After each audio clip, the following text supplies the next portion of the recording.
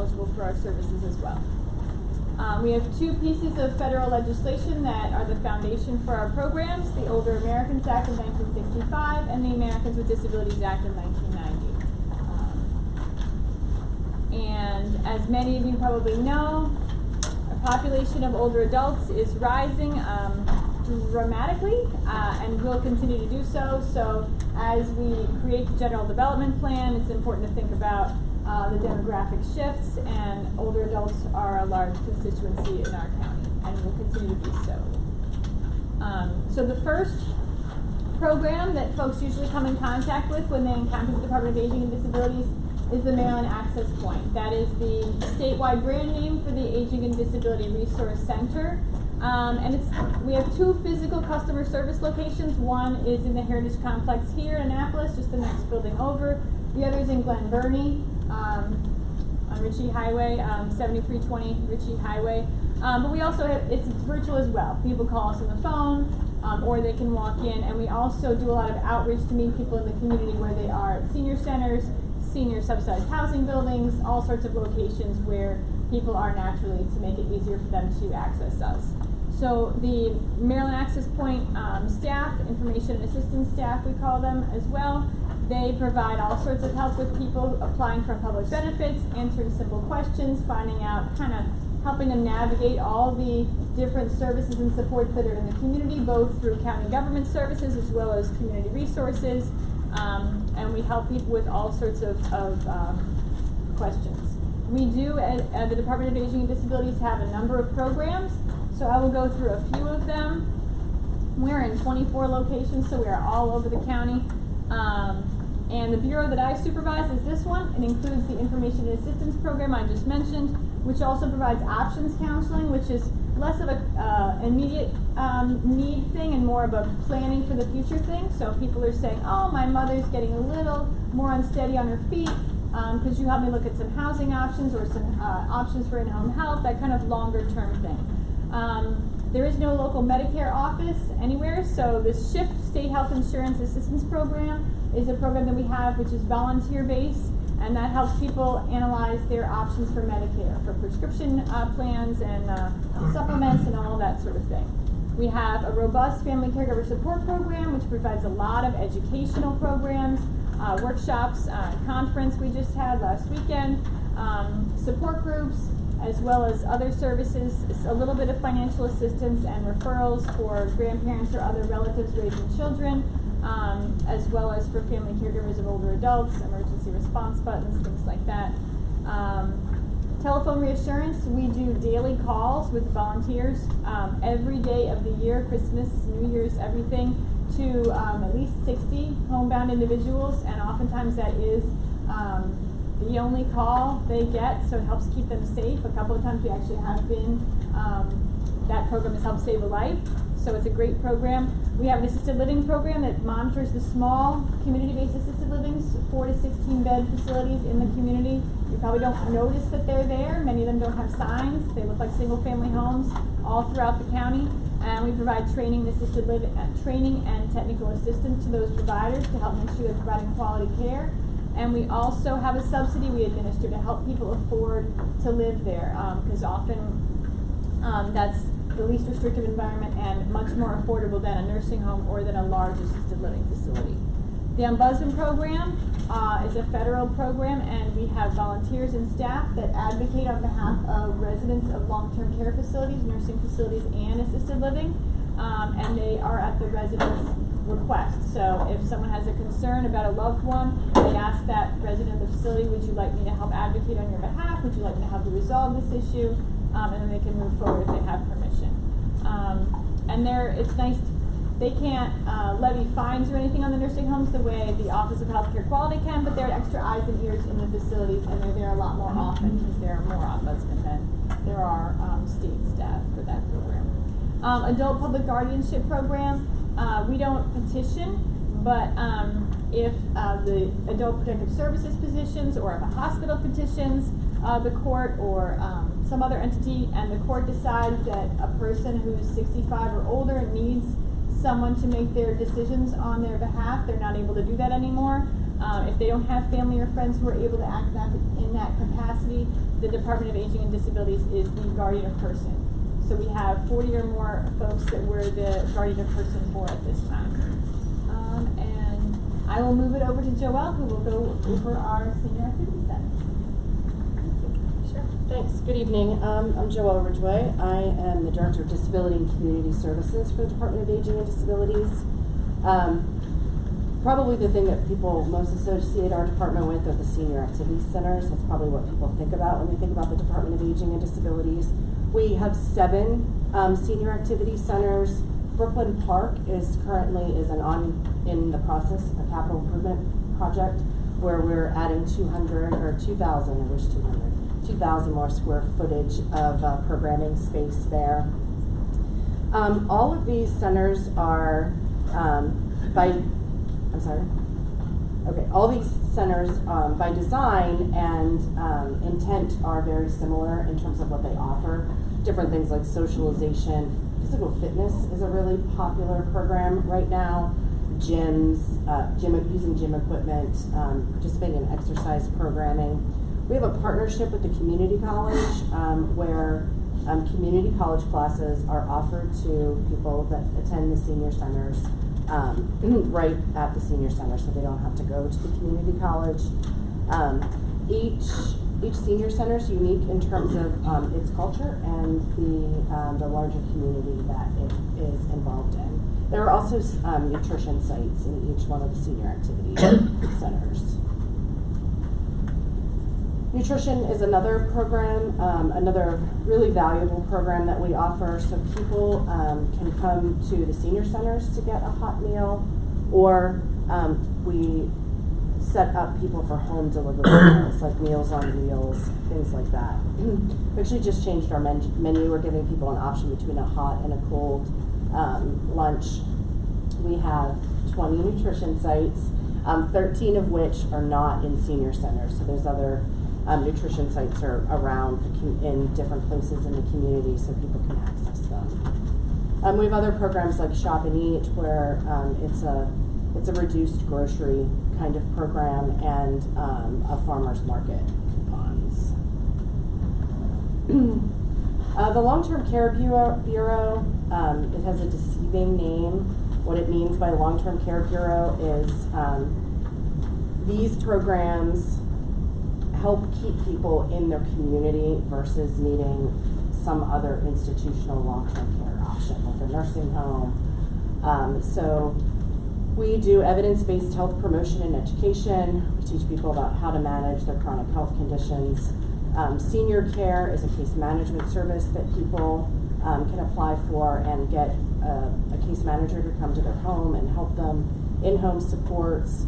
Senior Center Plus is for people that may need more help or support to attend a senior center. They can't attend or participate independently.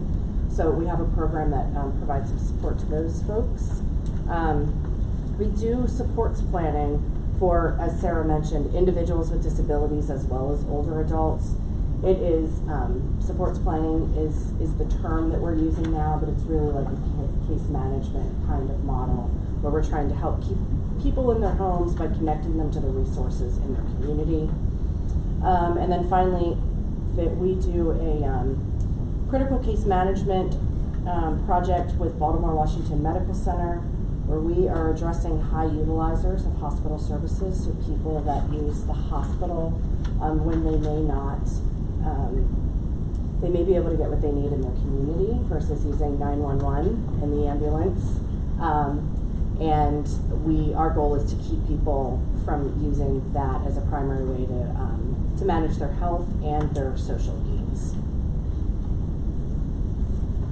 So the final thing for our department is the Americans with Disability Act Coordinator Office is housed in the Department of Aging and Disabilities.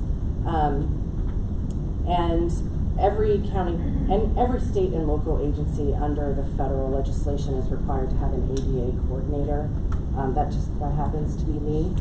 And the goal of my office is to provide support to the other county departments and agencies in terms of understanding the ADA and applying it as best we can in everything that we do. How we provide services, activities, and programs to the public, how we design our capital improvement projects, how we do development site reviews, etc. So these are some examples. I think this is a pretty inclusive list of the things that we do in the ADA office. If the public, the law requires that there be a grievance process.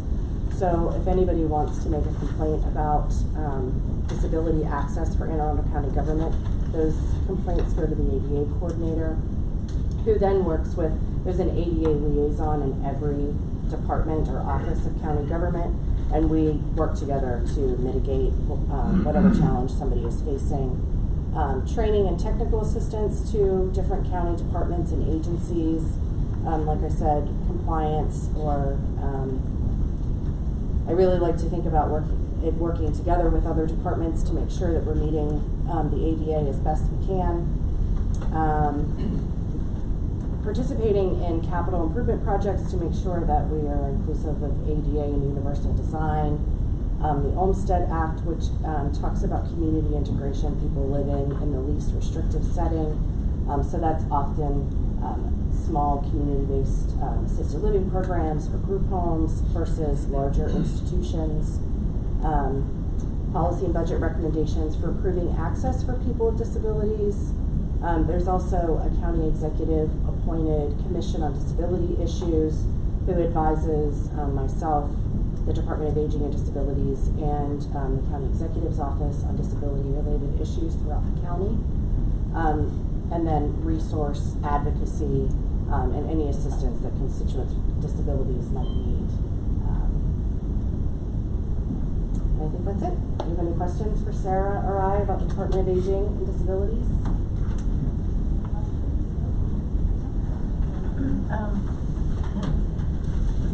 Should we be paying attention to in your presentations about the plan? What are the issues that we need to pay attention to? So, I mean, I think how we expect the population of people, of older adults, to grow a lot in the next 20 or so years. So I think there probably will have to be discussions in the future about how we best serve that population of people. 7 senior centers likely will not be enough for, a future that's going to increase by 40% increase. Does your office have a long-term vision and plan? I'll let Sarah does that. In fact, we're working on that right now. We have had some in the past, but right now we're working with the Johns Hopkins School of Public Health to start a needs assessment process that will feed into a strategic planning process. And certainly we have some ideas that are probably in the works as far as where we certainly have gathered the demographics on where is the population growing the most. And then, of course, looking at what are the trends and best practices around the country, and of course, what are the needs here as far as what should, if we have a future senior center, should it look very similar to the others, or maybe is it going to be more intergenerational, more flexible? What are tomorrow's older adults going to want and need in their center? Or aside from centers, we see growing needs in mental health and other issues. We just started a program for critical case management with the fire department referrals. So are there going to be some unique services that we'll need to start that are not currently part of our array of services? So we're looking at not just capital needs, but also service and program needs. To build on that, you've given us a really nice chart that shows the projections of the 60-plus population. But what does that represent in terms of a percentage of the total population of the county? So how is the older population going to grow compared to the projections for the county writ large? So I don't have exact numbers off the top of my head, but I know that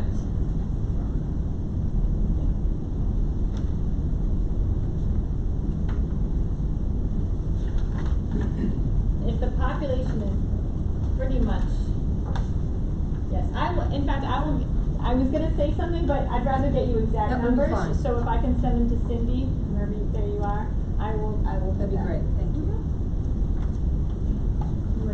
Yeah, Sure. Sorry. Move our way around. Maybe that's better. okay. When it comes to some of the services you have, the Resource Center Bureau, I'm curious, is there a listing of outside organizations that work in tandem with you? Like I gather from looking at this, Partners in Care up in Pasadena would be one that's with your disabled people that need help at their home. Is there a list of adjunct kind of operations like that work with you? I know we do have one. I'm not sure if it's on our website, so I can gather that as well. Okay. And get that to Cindy. We also have a services for seniors book, and you can access that on our website. There is a That's link. actually probably the best. Yeah, part to that's go. probably the best place. Okay. We collect all of the resources, and try to keep them in one spot, so people, could find a legal aid resource if they needed to, or Partners in Care, or, different providers and things like that that are in the community, Okay. and we update that annually. Yes, in fact, I'm working with the printer now. It should be out midday, the next one. Sounds good. If you had a star in the east that said, what do you want for your budget? Where do you want to increase funds, and it was gonna happen? Where would you put them? So many of the services that we provide that Sarah was talking about, I don't want to speak for you, but I think where we see the most need is probably in the senior centers and our nutrition sites. In terms of the number of people that we're serving in those centers and nutrition sites, I think I do believe that what people are looking for is going to change in terms of a senior center. If you ask me right now, I mean, people love to use it like a gym, to go to the gym, take some exercise classes, take some community college classes. I think that's a glimmer of what the future of a senior center might look like, is more sort of community center like. But we only have 2 staff in our senior centers right now. Two staff funded positions. So I think I think we're going to have to invest resources in our senior centers in the future. I think everyone would love to have a senior center in the community. They're very highly thought of. But what kind of criteria do you use when determining where you will build a senior center and the size and things like that? Sometimes the demographics are probably the first place we start. Where is the population growing? Population of older adults, and where there are not other resources that are sort of similar or serving a similar function. We have data on, for instance, the addresses or the zip codes where the revenues are coming from. So if we see that the Odenton Senior Center, O'Malley, has a whole bunch of people from Hanover coming to it, well then we're looking at Hanover. Is there something that's not, do we have a need in Hanover, for instance? Or do we have a bunch of folks coming to the Edgewater Senior Center from way far south? Do we have enough need in the far south that we could start a small center somewhere there? So it's just kind of looking at those sorts of things as a starting point. I would say the other thing that we do is those nutrition sites, those 13 nutrition sites that are independent of the senior centers, we will often offer activities around the lunch hour, so from 11:30 to 1. And so that also gives us sort of a sense of the community, the need of the community, etc. Yeah, and whether it's something that we, whether there's a need. So we're looking at opening a new nutrition site in the Severn, Fort Meade Village area, because that's been identified as a need in terms of we would like to get out there. We don't have any services and programs right in that area. So it's good for us. We're going to start out that way. We're going to sort of feel out what the need is in the community through the nutrition site, and then maybe go from there. And this size, of course, also depends on kind of the funding as well. So right now, on this project, ACDS is a big partner, the Arundel Community Development Services, and they're looking at, what are the funding streams available to them, what are the funding streams available to us, and how many square feet does that buy us, that sort of thing as well, just to be practical.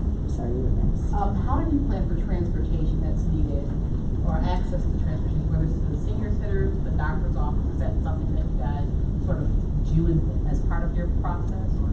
So we certainly participate with discussions internally with the Office of Transportation about the transportation needs of both older adults and people with disabilities. I would say that if you asked I think you could probably ask anybody across the state, and transportation would be identified as one of the biggest barriers, not just, not in Anne Arundel County.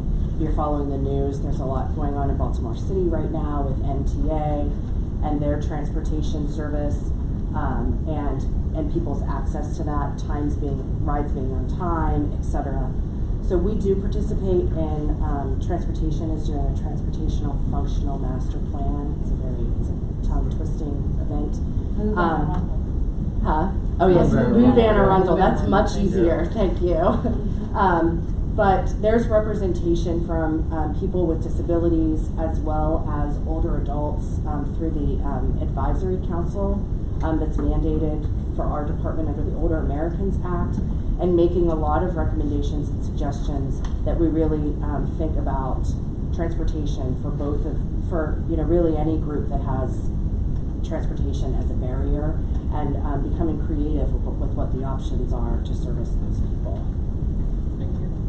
I'm going to ask more about transportation. Sure. Specifically though, I know that Department of Aging has vans who pick up people with door-to-door service. So that is in the Office of Transportation now. That used to be in, and so if your question was connected to it switched to the Office of Transportation, I believe it'll be 2 years ago, this July 1st. So what about the voucher program? Didn't Aging used to have a voucher program? We did, so there's also a taxi voucher program, and that's in the Office of Transportation as well. And would you use anything such as Uber or Lyft? Would they work for that also? It's one of the suggestions that's been made through Move Anne Arundel, is to look at those kind of options. Lyft and Uber are currently, there are some pilot projects in different cities around the country specifically targeting individuals with disabilities, and so I think there is some opportunity there. So there is a coordinator in transportation that handles all of that? Yes, Okay. there is. Okay. There is. Thank you. I wasn't aware of that, so that's Yes. Will we have access to your demographic analysis of where people are coming from to the senior centers? That particular data, I don't think it's on our website. If you're interested in it, I can certainly ask our director. It would be an to aspect of looking at where are clusters of people. Sure. I just have a quick question. Yes. Most of this information is available on the internet, which current seniors most likely don't have a lot of access to. I know the generations coming up, that'll change, but at the current moment, that's a lot of what I hear. How is the senior services book? How is that distributed? How do you outreach to them? So we print 50,000 copies of that every year, and we have the information and assistance staff as well as other staff. The information assistance staff is the primary method, and they're out several times a week in different parts of the county, and they drop them off at beauty salons. We have regular places where they keep stockpiles of them in the libraries. They're front-loaded, delivered to certain places like the library headquarters, the senior centers, the Arundel Center, hospitals get them, places like that. We're always looking for creative ideas of where to take them, and we do a number of, maybe 40 or 50 outreach events a year where various staff in the department are at the Early Heights Fire Department, they're at the Adopt a Pet event, they're at every outreach event there is, the Glen Burnie Carnival, and we have stacks of those books. So we try to really get them out. We also have partnered with the Senior Provider Group, which are private organizations that help older adults in various ways, and they put ads in there, and they have their own 5,000 copies that they try to distribute everywhere they go, doctor's offices, whatever. So we try our best to get it out. We're always looking for new ideas. So the demographic, obviously, is a baby boom. A lot more people are going to be 55 plus range. Can you comment on demographics and housing supply as it relates to 55 plus? And then also within that, are you at all engaged with planning and zoning when they're planning and talking about active adult independent as a conditional use? I'm not sure to what extent we're engaged in those specific conversations about new developments for the 55 plus communities, but I can definitely speak to the previous question about the housing issues. So we get a lot of calls and information assistance for people needing housing, and it's oftentimes people who make $700 a month on Social Security disability or Social Security. They have not a lot of income, and they either need a little bit of assistance or no assistance at all. It's usually those folks who need assisted living or independent homes, and there's almost nowhere, or there's a long wait list, and we have to be very creative. Sometimes we have to help people look outside of the Anne Arundel County. Sometimes we work with Justin Wheeler, the homeless coordinator at Department of Social Services, and say, what are we going to do? But there are a lot of, difficult conversations about what's available. So I'd love to see more affordable housing, meaning I can afford it if I only make $700 or $800 a month kind of housing available for independent as well as folks who need some assistance, people with disabilities or older adults. I don't know if you're going to add to that, but that's, yes. Does that answer your question enough? Or is that Yeah, I've got 1,000 questions, but that. Okay. And all of their information is here so that we can follow through. One more and then. Yeah, I really appreciate you guys coming out. Our kickoff meeting on Saturday, we heard over and over emphasis the words millennials, like so many times I was getting tired of hearing it. And I was concerned about older people and how we were going to deal with that. So the presentation by that nonprofit was a visionary statement, and it with examples as any nonprofit would give you. And I appreciate the presentation you prepared today, but your presentation appears to be more of, this is what we're doing today. And as I understand, our charter is to look at where we want to be in 2040. So it would be very helpful, and I'm hoping you're going to be coming back sooner than later with some thoughts that would help us develop a vision going out 20-some years. It's nice to hear what we're doing today, but with your expectation, it's like we really need to do some brainstorming and looking at a magic crystal ball to figure out where we want to be. And although this is a great information piece, I don't think it really gives me the information I need to start looking into that crystal ball. And maybe that might mean, if you're willing to meet with some of us that want to pursue this in more detail, or maybe Cindy will invite you back with a presentation that focuses on seniors as opposed to millennials, and talks about a vision, not just the services that you're offering today. I'm not sure if that makes sense. No, it certainly makes sense. And my understanding of the process is that we're at the earlier stages in terms of the background. So this is the background in terms of the context of what we're currently providing. Some of the issues we see are affordable housing, transportation, mental health. So is some a flavor of the issues that we're seeing, and then as the GDP process moves forward, I imagine, Cindy, there's more opportunity for that visioning aspect. Because I'm excited about that as well. I would really like to hear your vision in more detail as opposed to here's the services that we're currently offering. Those are great, appreciated that, but I believe we have a fairly short timeline for this group to produce a document. So the sooner the better. And I don't know if you knew what the goal was here, but it's really a vision, not specific. It can't be specific because we're looking at 20 years. So it's going to be a best guess. Well, that sounds wonderful, and I'm open to Cindy, whatever you want to let us know about next steps. We're happy to participate. I'll be scheduling meetings with you all to go over the rest of the timeline. That's good. All right. Thank you, ladies. Appreciate it. Thank you very much. We appreciate it. And so next we have the Office of Emergency Management Services. And Kevin is here for Chrissy, who's, I understand, on a cruise. So we appreciate you coming in. Okay, I'll probably need some quick instructions on how to advance the slides.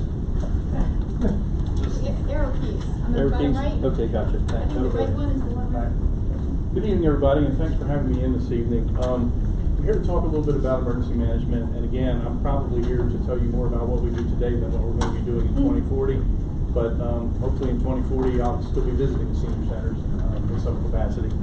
But I want to ask this audience, how many of you know what emergency management does? What is emergency management? Does anybody know? You had your hand up. Take a stab. No, I would imagine it manages incidents like traffic and, you know, various kinds of things that happen that are unexpected and create crowds need to be managed. Good thoughts. Anybody else?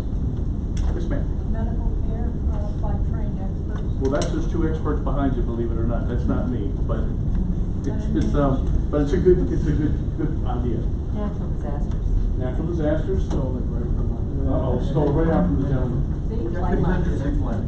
Contingency plan. Okay, that's kind of. Oh, go ahead, sir. Nuclear. Nuclear threats. I'm sorry, I looked at it. I had the course last month. So, the thing of it is, I can sum it up kind of in a sense. We are a coordination and facilitation entity. Okay? Our job is to coordinate and facilitate resources, people, whatever is needed for a man-made or a natural emergency in the county. Okay? So when it snows, we're on duty. We have our emergency operations center up and running. If there's a hurricane coming, same deal. If there's a tornado coming, same deal. So we're involved in a lot of things, natural or man-made. Bestgate, we were up and running for that. So we kind of touch every department and almost every partner to the county in some way, shape, or form in emergency management. There's 5 distinct phases of emergency management, and I wasn't sure of the audience size, but I brought just a little paper home that I present to leadership in Arundel every year. I'm going to pass them around, and it'll tell you a little bit more about what we do. But somebody mentioned planning, and that's a big part of what we do is planning. We have plans for almost everything that you'll see in our little presentation that we're going to do. But what's really important to me is that you understand and appreciate the value of the employees in this county. And I'm going to tell you one little war story before I get into my presentation, and that war story is this. How many of you were living in the county in 2016? Everybody in here pretty much? In 2016, we got some white stuff one day in January. Everybody remember what that was? Snowmageddon, maybe? 29 inches of BWI. That paralyzed the county. Okay? For those of you who live here, I'm sure you know that. That paralyzed the county. Probably what you don't know is that the Emergency Operations Center, now the Emergency Operations Center is a high-tech room where I have representatives from different departments and different partners who come in during an incident and they provide guidance and input into me so that I can make the right decisions to help the fire department and the police department and all the other responders who are out in the field doing their job. So during that particular storm, let me back up 1 second. When we open up, we stay open until the incident's over. And during that particular storm, we were on duty for 5 days straight, 24/7, 5 days straight. But the thing that I wanted everybody to really know about and be proud of is during that storm, it took the fire department, the police department, public works, rec and parks. There was no transportation then. It was aging. And a couple others that I can't think of off the top of my head, but at the height of that storm, when it's at its worst, we moved 93 dialysis patients. 93. Got them out of their house to dialysis and back. 93 during the height of the storm. Now, I took folks from rec and parks going to people's houses and shoveling. It took DPW away from their regular routes to open up routes we needed. It took aging to say, hey, we need to arrange transportation for these people. We know they got to get there. It took a lot of moving parts. And that's what we do best. That's our job. Our job is to be the undersurface or the background for the first responders in the field. We do all the coordination and facilitation. When they need something, we snap to it, we get it. They have a representative in there with us, and I would like to invite all of you tonight to come and see our Emergency Operations Center when you have a chance. It's in Glen Burnie. It's at 7480 Baltimore Annapolis Boulevard. I'm going to give you my email address before I leave. And if you want to come up and see it and get a tour, we'll be happy to do that. We do a lot in emergency management. Not only do we do all the 5 functions that you saw in that form that I sent around, we also are big into outreach. We have the most robust emergency management outreach program in the state of Maryland. We reach more people in this county than any other emergency management agency does. For those of you who were asking a little bit about demographics, the latest demographics that I just saw is that we have about 600,000 people in the county. And does anybody know how much shoreline we have, just out of curiosity? A bunch. Okay, a bunch is a good answer. Over 530 miles of contiguous shoreline. It's the largest amount of contiguous shoreline in a county in the country. So we have a lot of responsibility. For those of you who have seen a topographical map of the county, you know it's kind of a long, slender county, but it has 7 distinct, what I call peninsulas, or areas that every time we get more than 13 drops of rain, you can't get across the road or you can't get into the peninsula. It's an issue we're going to have to address. We're also responsible for hazard mitigation. Hazard mitigation is basically clearing things out of harm's way or moving things out of harm's way or doing what we can to mitigate natural disaster conditions. Everybody knows or everybody has heard on the radio or television that global temperatures are warming, that the ice packs are melting, that sea level is rising. You can attribute it to whatever you want. I'm not a politician, but I can tell you it's a fact that the ice caps do melt more than they used to and the sea level is rising. We have 530 some miles of shoreline. We are going to have some significant issues going into the future, going out to that 2040, on how we're going to deal with homes and businesses that are located along waterfront. Anybody who ever goes to Annapolis for anything, after a rainstorm or after a high tide, you know what happens. You can expect a lot more of that to happen in this county. So I just wanted to give you a little preface to get started on what emergency management is about, what we do, and how we handle it. And we're very blessed to have such great first responders in this county as we have. So with that, I'm going to move on to a really quick presentation that Chrissy put together, and we'll go from there. Okay, so our strategic goals, you'll see, protection and prevention. These are kind of the same things that I sent around to you on the cheat sheet.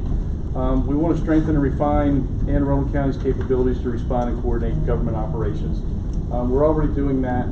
We've been very blessed by the new administration. For those of you who don't know the history of emergency management in this county, it used to be a small office that was located in the confines of the fire department. So the fire department controlled it. The fire department had the vision to say, you know what, this probably ought to be a group that stands alone. They have more things to do and we have more things to do, and it was better to become a standalone agency. It's made us much more efficient and proficient. So now we're a standalone agency, and this new administration that just came in has been very good about understanding what emergency management is and keeping us as a standalone agency. So we have a very proactive, progressive administration in right now. We also take care of recovery. Recovery is a big issue for us, particularly if we have some big disaster. How many of you in this room know anything about nuclear power plants? Just wondering. Okay, what can you tell me about anything that's related to Anne Arundel County nuclear power plants? Calvert Cliffs to south of us. We are in the 50-mile ingestion pathway for 2 nuclear power plants. Basically, from central south is in the Calvert Cliffs 50-mile ingestion zone, and basically from about just above Glen Burnie north is in the ingestion zone for Peach Bottom nuclear power plant. So we're in 2 ingestion zones. What does that mean? They figure that if there's a major radioactive emergency at a power plant and it has a dispersal of contaminated air or liquid, as it vaporizes and spreads out, there's going to be a cloud at least 50 miles long. That means that we could be under that cloud. That means that there will be radioactivity outside. That means that we can't go outside. So there's a lot of things that we do behind the scenes that people don't know about as far as plans writing is concerned. Yes, sir. One of the things I also know about nuclear power plants is they are amongst the most safe things we have operating in this country. That doesn't mean I shouldn't plan for an emergency. It just seems a little scary to me to say you're in an ingestion. Well, you are. Anyway, go ahead. Okay, thank you. I just think that's a little aggressive. Go ahead. Federal government does. Okay, so mitigation is another thing we do. We talk about raising houses, elevating houses. Plans, we do a lot of planning. We have a nationally recognized fixed nuclear facility emergency response plan. It's been nationally recognized by FEMA as one of the best plans for a county. We worked very hard on that, so yeah, I hope it never happens. I agree with you, but we are prepared if it does happen. We have an emergency operations plan. That is a plan that basically spells out how we will handle any type of major emergency in the county, what we're gonna do. Everybody has a job in the emergency operations plan, every department and every one of our partners. And we deal with a lot of partners. You'll see things like our mitigation plan, our mass care sheltering plan, long-term recovery plan. These are all plans that, there we go. These are all plans that we work on keeping up to date and keeping well written. Writing a plan in this county is a big job. There's about, you have to correct me if I'm wrong, this is 20 a couple cabinet level departments who come to cabinet meetings. When we write a plan in emergency management for the county, every one of those departments has to review it, sign off on it, and make it okay before it goes to the Office of Law for review. So we keep all of our plans up to date. We keep planners on that all the time. I want to talk a little bit about what we call relief facilities. I hate using that word because the connotation is not good, but we have shelters here in the county. Okay, these shelters that you see in order, you'll see Annapolis High School, Meade, Severna Park, Southern. In the future, we're going to have Northeastern and Crofton. Shelters, emergency shelters, are for when we have a significant incident where we need to house folks who have nowhere else to go. That's what shelters are for. They're for when you have nowhere else to go. Now, shelters in schools are not the best fit. Okay? A school, an average high school, like Annapolis High School, if we cram-packed it full of shelterees, it could hold about 500. Okay? If we cram-packed Meade and Severna Park, that might be another 1,000. So that's 1,500. Red Cross can only help us open 2 shelters. The maximum we can open during an event and have the significant help that we need to run a shelter is 2. So that's about 1,000 people I can house. So if I have 600,000 people that I need to find a place for, let's hope that never happens, we're going to have a problem. The other thing is, as far as sheltering, we're in a coordinated evacuation plan with the rest of the state. And a lot of you may not have heard of this, but the state has a plan for evacuating if we all needed to move away from the Bay, as an example. And we have to have our written plan for the county fall in line with that state plan. So a big majority of what we do is planning. After the plans are written, we test them, and how do we test them? We do what's called exercises.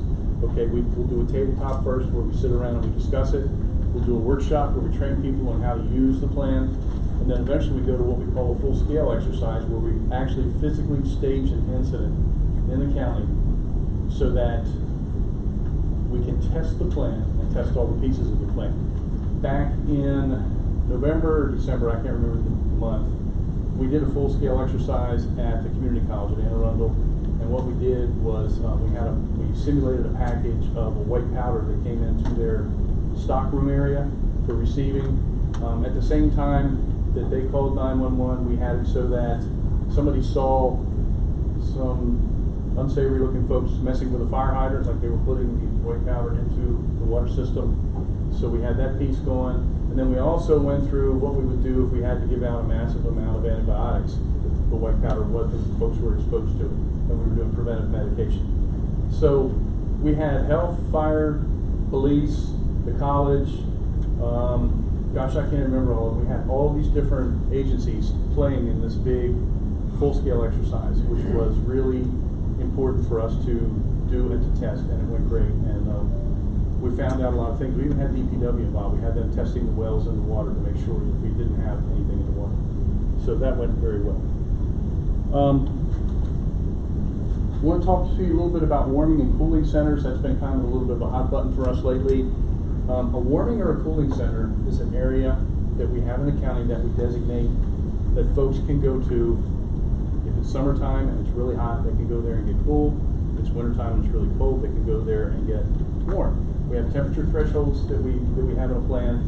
If the temperature thresholds are met, we open the centers. Now, where are the centers?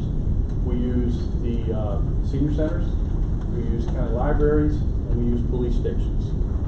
Every police station has a small meeting room in it, and it's an area where we can send folks to get warm or get cool, either one. So we do that as kind of a service to those who maybe can't get out of the cold or the heat for whatever reason. It's a pretty effective program, but again, if it ever got to the point where we didn't have enough space, we would have another problem. So we need to work on space in the future. You'll see on there that Northeastern High School and Preston High School will eventually be shelters, and they'll be in our stockpile, but they're not there yet. Yes, ma'am. Northeastern High School is, Northeast High School at that. yeah. Northeast. Pasadena. That's Yeah, northeast. Pasadena. Yeah. I'm sorry, it Not says North Eastern, Carolina. yeah. Oh, so It's maybe we northeast. should change that on the slide. Yeah, we It's should. not. Yeah, I just got this slide yesterday, so sorry about that. So a question with that, I heard that there is, Mill has like a tunnel system under their building for events like this. Is that like a possible thing they can use for like a shelter? I'm sorry, who has a tunnel system? Old Mill has like a tunnel system under the school. Gee, you know that? I don't know that. I mean, that's what like usually told. There's a couple, that's a really good point. There's a couple things that we need to meet by state standard to be a shelter. The biggest thing with a shelter is that it has to have a generator. The school has to have a generator. And the generator has to be able to supply a complete separate electrical system that's separate from the regular electrical system. So it requires redundant systems, which is extremely costly.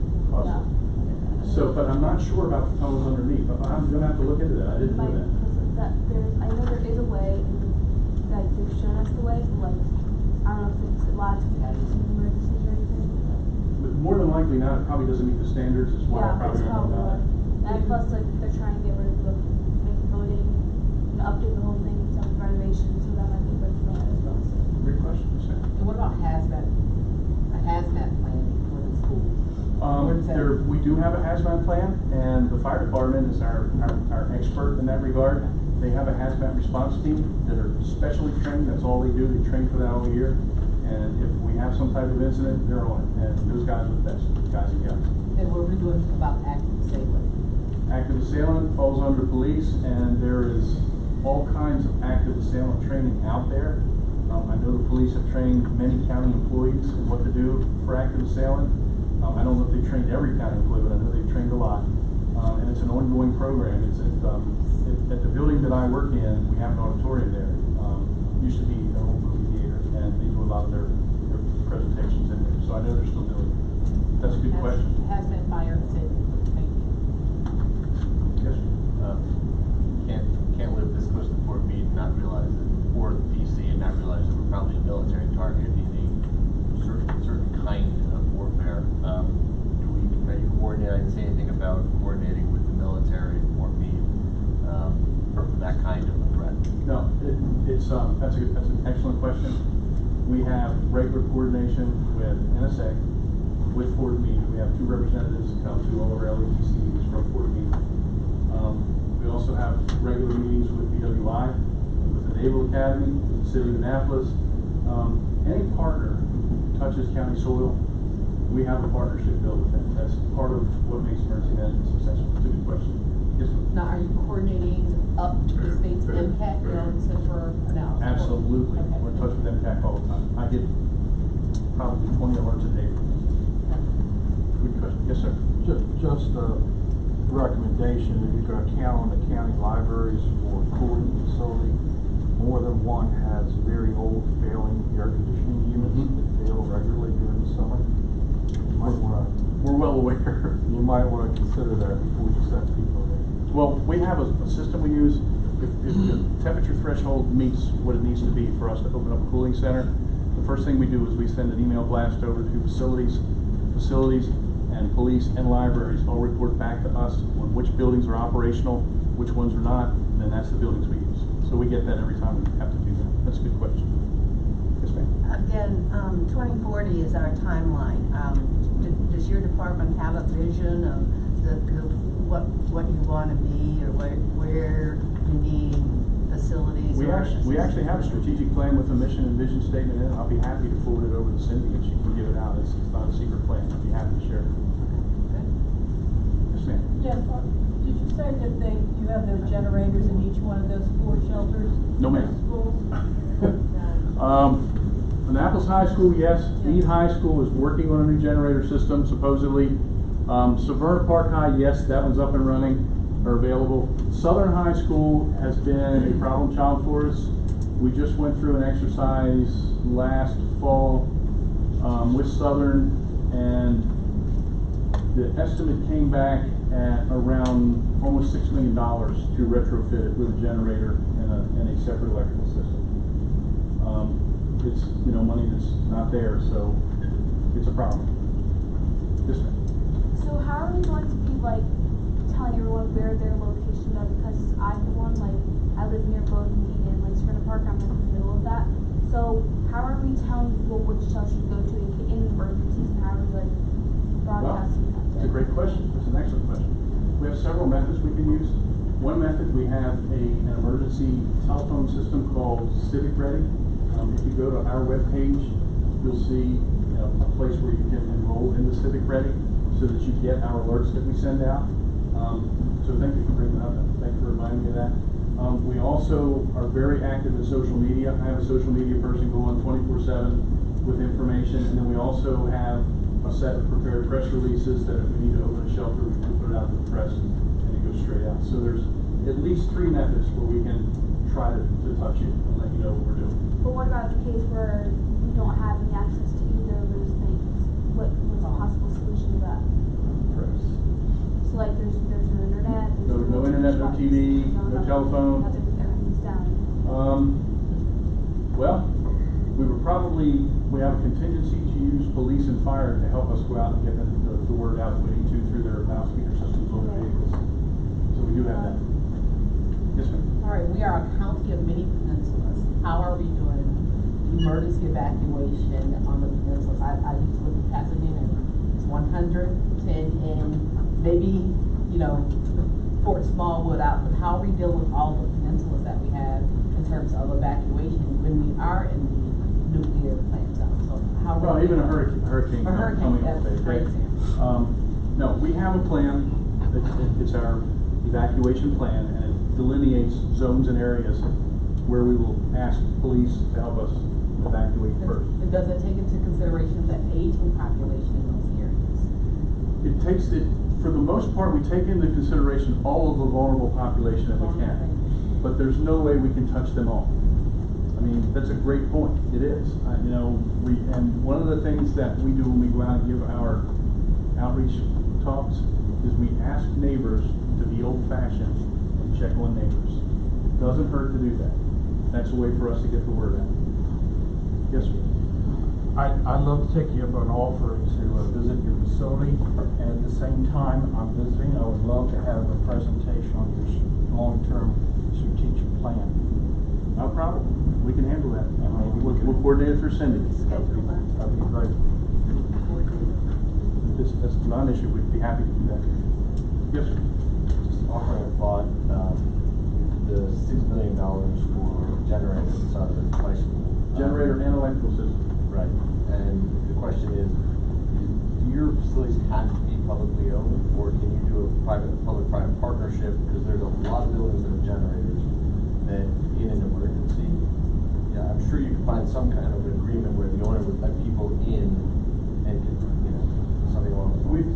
We've begun an outreach program to do that. We've had a lot of success with houses of worship as far as being able to use houses of worship.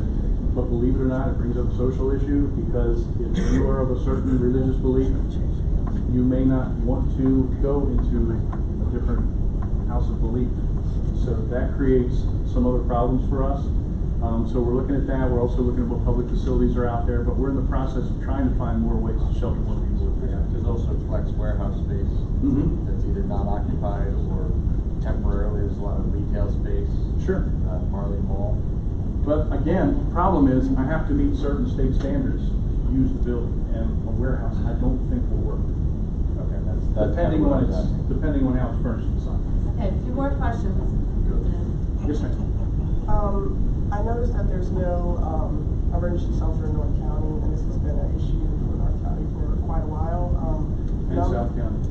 Yes, and numbers, need, and probability show that North County is an area that would benefit greatly should there be an issue with the older population and community in that area.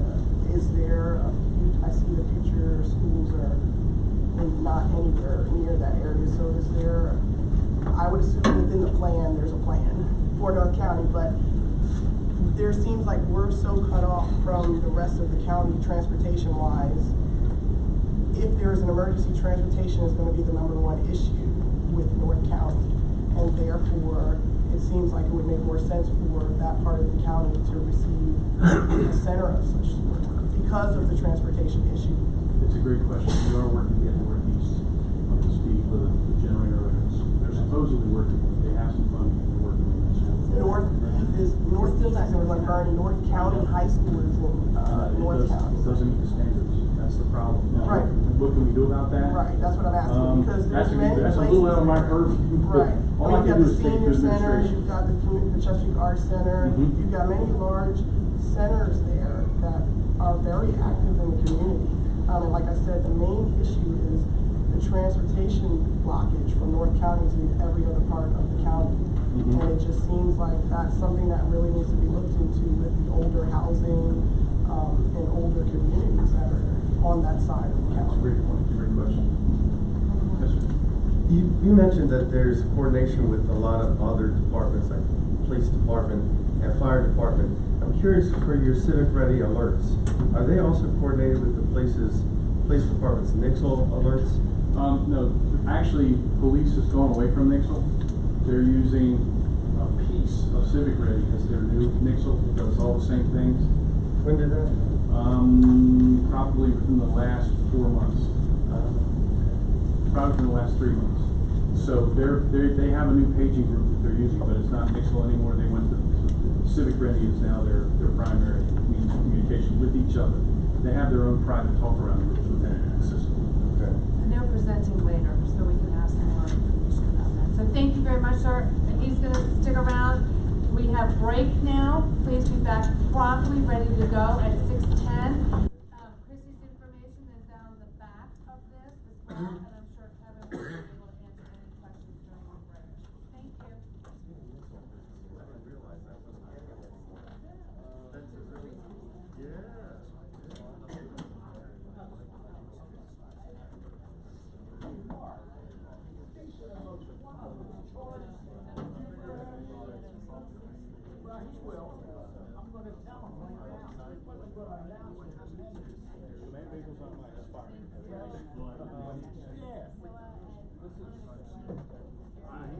I can talk my outreach guy to you, so I'd love to send him over.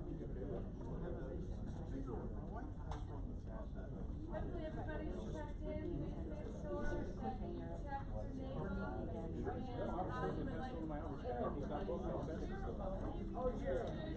I do, let me go to my book and get it.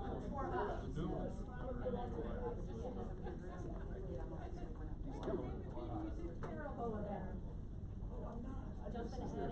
wants to plan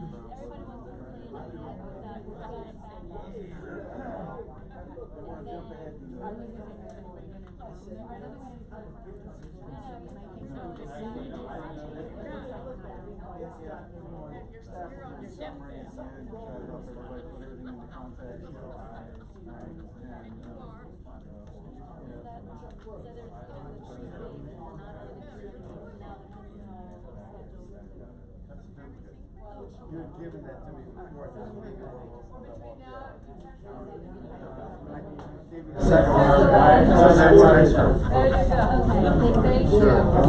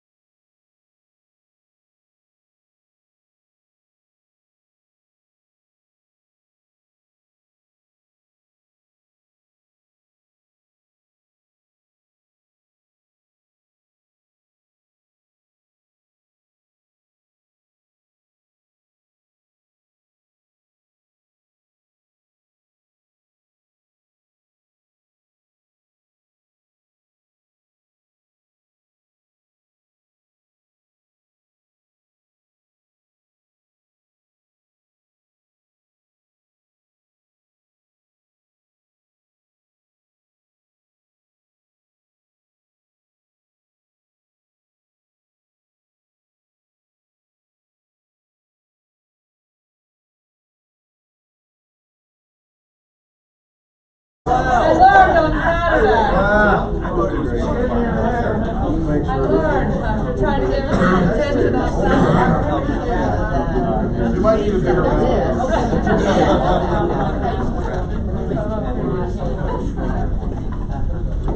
We will have more time at the end, but if you would have Chief Trista Wolford, and Deputy Chief Ross Dinkle coming to talk to us about fire and emergency medical services. Thank you. Good evening. Hello. Thank you for the introduction, and my name is Trisha Wolford. I'm your new fire chief. I came in January 28th of this year. Thank you. I am also accompanied by Deputy Chief Ross Dinkle. He's one of our 3 deputy chiefs that run the department with myself, and a huge team. I am very proud to say that you have an incredible fire department, so we're going to tell you a little bit about it right now. Our mission statement is here up on the board, but our mission is really easy. We provide customer service, we help those in need, and we are here to protect and enhance your quality of life. So we have a statement of our all hazards, but it's really quite basic of what we do. Here's some of the services that we provide as a fire and EMS department. We have EMTs and we have paramedics. Those are our 2 medical certifications. Every firefighter is a trained firefighter who also has one of those 2 medical services attached to them. So we are a combination dual personality of a firefighter and either an EMT or a paramedic. So we do EMS care, we do fire suppression, we have our special operations team where we do high angle, low angle rescue, marine rescue, hazmat, dive. Here in this building we have fire investigators who are cross-trained personnel. There's 10 of them. They're also cross-trained law enforcement so they can figure out the origin and cause of a fire, which is mandated that we have that information. And then we also have our code enforcement personnel, which is our fire marshal's office. And I'm sorry, it's a building next door. They all start to look the same on this campus.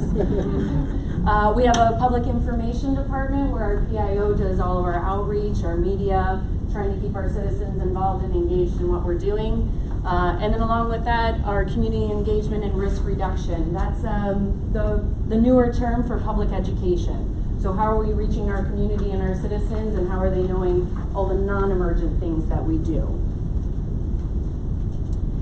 Little information here. You also have the slides in front of you of the breakdown of our department. So as you can see, we have 31 fire stations across the country, across the county. We would need more than 31 across the country. So our uniformed personnel, Anne Arundel County Fire Department is a combination fire department. We have the 881 uniformed personnel, and then we also have about 650 active volunteers. And you'll see when we go through the station matrix which of those fire stations have volunteers. So we love that component of working from within the community to have volunteers. But then all of your 31 fire stations are staffed with career personnel 24/7 so that we make sure you always have service. 56 civilian personnel that work at numerous locations, and our administrative volunteers, which help our operational volunteers and process paperwork, do fundraisers, do community engagement. As you can see in 2018, almost 90,000 calls for service. That's a combination of medical and fire. We're predominantly medical calls, about 83 to 86%, depending on the year. We flex right in there. Our medical calls, the rest is fire. Some of our demographics to just show how we're tracking here. I'm new in the position. We're going to do a little work on that. So I want to make that a little bit better for us. So we'll go to the next slide. Our headquarters location is up in Millersville. We're right across the street from police. Most people, when I say that, they go, "Where?" And I go, "Hella's Restaurant." And they go, "Oh yeah." So we're right there, which puts us nice centrally located. As you can see, these are the offices that are up there. Probably the most notable one is our 911 dispatch center. And that is where all the calls come in for fire. Across the street is police dispatch. But we share that in headquarters, that space with them. Next one. Our logistics bureau, so operations support. This is a picture of our training academy. That's going to come up in our future conversations. Risk management, EMS, QA, QI. This is a very progressive division that we have for QA/QI. We review 100% of our medical reports coming in to see where we need to continue to train better, to see the service that we're providing, to see if there's any tracking of an influx of different calls. So it's a very busy unit. Our planning bureau, this is actually Chief Dinkle's bureau, so the fire marshal's office next door at 2660. Information management, and our planning and budget. Operations Bureau, as you can see, is kind of just a scan of all those things that I mentioned in the beginning that we do. A little bit of everything. Kevin mentioned our coastlines, so we do a lot of dive, boat, water rescue, Bay Bridge stuff. So it's just a little snapshot. And here's also with our Operations Bureau, this is our fleet. So if you look at our basic and advanced life support units, this is how many units we have in the field, how many fire engines, how many tankers, and for the most part, these are all very different to us. To the average citizen, it just looks like a big truck going down the road. So I'm more than happy to go into detail of any of those, but they're just all a little bit different with the tools and equipment that they carry on them, and we certainly use every single one of them. So our county is broken into 4 battalions for how we function. So for our 1st battalion, which is our northern area, you can see by the names, these are your fire stations. When it's marked in red here, this is a station that's a volunteer-owned station, even though it does have career personnel in it. So as you see through the slides, there'll be a couple more of them coming up. 2nd battalion, you know, we're everywhere from Early Heights down to Cape Sinclair. So a nice array. This will also come up in our future planning as some of our station and facilities that we're going to need to be enhancing. Go to the next one. Our 3rd battalion, this is our south area, basically from where 50 and 97 split all the way down into Deal. And you can see we have 3 volunteer-owned companies. The rest of these are county-owned property. And then our 4th battalion, again with the 2 county-owned being, or the 2 volunteer being Harold Harbor and Odenton. Some of these stations are in the process of getting remodeled and rehabbed. Some are in the process of getting new property looked at to build new stations. There are quite a few that have been 40 to 60 years old that it's just the failing of some of our infrastructure. So that will definitely be in our 2040 vision as we move forward. So response time is something that always comes up, and the easiest way to look at our response times and to talk about it is how long from when the 911 call comes in to how long do we get to the address. For us, there's a bunch of benchmarks, there's a matrix, there's spreadsheets, there's a ton of data that we work through that with our information technology. But sometimes the easiest is just to do it in a visual. So as you see here, yellow, orange, and white areas have extended response times. I'm sure, I don't know if you can read it on your sheets. So the extended response times for us are anything over that 6 to 7 mark. We have national standards that we try to maintain and getting to properties in a certain time. It's a lot of data, so when we do our future vision, we can kind of work down to how some of that makes a difference.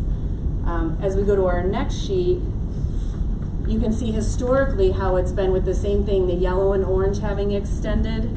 Go back 1 second to the other one. This one here, the white, these are some of our areas that are not populated. They're forest preserves, they're cut off for, there's no housing there. So the white area isn't as much of an interest as we go to the next one again. And then when we go to the last one, this makes sense for our future conversations of comparing them together and then adding in where we see the need for potentially new growth of fire stations coming into our future. Some of these areas here have been discussed for many years as I look back in paperwork and capital planning. Again, this is your fire department, but this is how we're going to continue to move the conversation forward. So our last slide is the future. We know we'll be coming back to give you more of our vision of the future. But as you can see, we pointed out some of the areas where we do already have a need, or we're going to have a pretty intense population growth that we see coming along. That Route 3 corridor, it's growing like crazy, right? You can drive down there 1 month and see nothing, and then you drive down the next month and there's all these buildings being built. So West County, we're seeing an area there where we need kind of west-south-ish.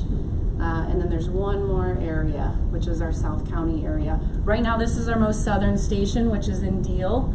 And there's definitely more of an influx of this county line of the population growing there. Oh, there's the last one, thank you. The Mayo 214 Peninsula.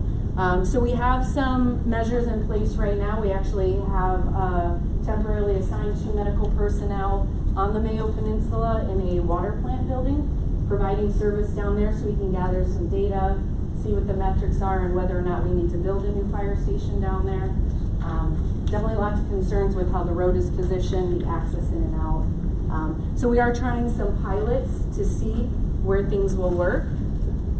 So for us moving forward with the future, we're looking at repairs and rebuild of infrastructure. With that always comes a need for staffing. So we're always looking at staffing needs. And then our growth, and probably one of the biggest things that we'll continue to talk about with our growth is a new training academy that's in our Millersville location. Training academy is currently from the late 60s. And as you can see, training over 1,600 firefighters, we've grown a little in the last 15 to 20 years. So myself or the deputy chief, we can answer any questions you have, and we're prepared to move forward with a great vision next time. Yes. I know it varies, but what is an average cost of a new fire station? 6 to 10 million. Thank you. But I actually have some ideas for maybe alternative options that could fit in our community. You were going back to previous capital project plans. How far do they date back, and how far is the backlog for that you're facing now? What does it do? Oh, as projects that have been in Yes. and then come back out? Yeah. Normally I'm looking at like a project total. So there's probably I would say with some of the station redesigns, the new stations being in, and looking at a training academy or a new combined 911 center, there's probably been 8 to 10 projects that have been in and then pulled out.